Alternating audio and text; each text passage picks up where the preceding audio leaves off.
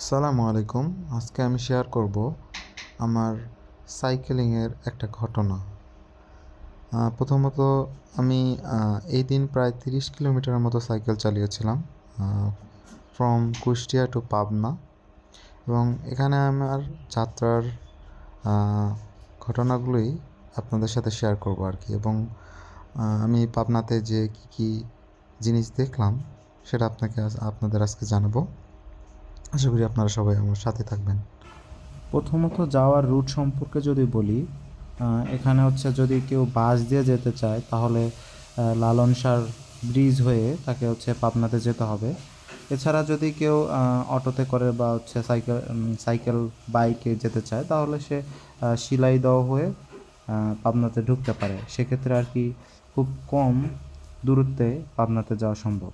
তো আমি যেহেতু সাইকেলে যাব, তাই আমি সবচেয়ে সহজ যে রুটটা সেটা বেছে নিয়েছি। শিলাইদহ দিয়ে পাবনাতে ঢুকেছিলাম। আমার যাত্রাটা শুরু করেছিলাম কুষ্টিয়া মেডিকেল কলেজ থেকে শিলাইদহর উদ্দেশ্যে, এবং কুষ্টিয়া মেডিকেল কলেজ থেকে শিলাইদহ যেতে প্রায় 13 থেকে 14 কিলোমিটার হয়ে যায়।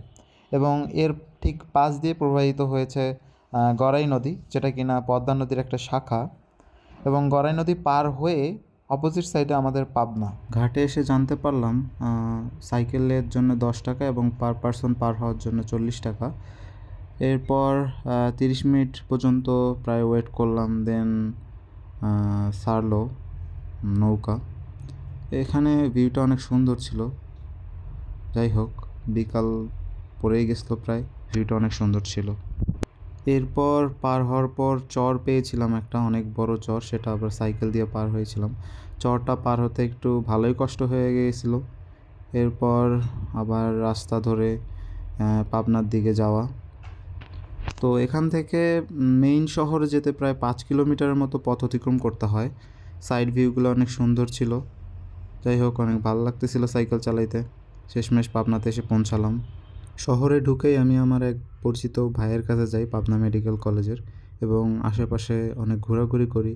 পাবনা মেডিকেল কলেজে যাই এবং পাবনা মানসিক হাসপাতালে যাই, এবং শেষে ব্যাডমিন্টন খেলি, এবং পাবনায় যা মূলত খাবার দাবার পাওয়া যায় এগুলা খাওয়া দাওয়া করি আর কি। এত কোলাহলপূর্ণ রাস্তা হওয়া সত্ত্বেও পাখিদের সব কিচিরমিচির শব্দ স্পষ্ট শোনা যাচ্ছিল, এবং পাখিদের এই রাত্রিযাপন শুধুমাত্র এক মুঠো চালের আশায়।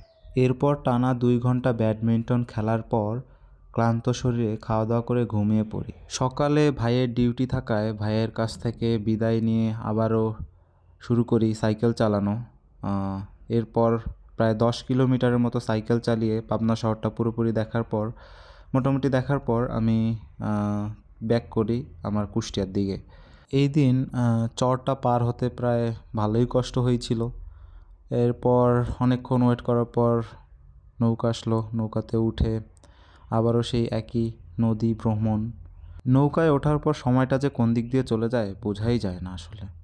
দ্বিতীয়বারের মতো নদীটাকে দেখে অনেক সুন্দর লাগতেছিল, এবং আশেপাশে পরিবেশ অনেক সুন্দর। অনেকজন মিলে একসাথে নৌকা পাড়ি দিচ্ছিলাম। এরপর যথারীতি শিলাইদহ থেকে আবার কুষ্টিয়ায় পৌঁছাই, এবং এখানে আমি স্পেশালি ধন্যবাদ জানাতে চাই আমার শ্রদ্ধেয় সাজিদ ভাইকে, এত ব্যস্ততার মাঝেও আমাকে সময় দেওয়ার জন্যে। মোট কথা আর কি, ভ্রমণটা অনেক সার্থক হয়েছিল। সব কিছুই অনেক সুন্দর এবং ভালোভাবেই সম্পন্ন করতেছি। আল্লাহ হাফেজ।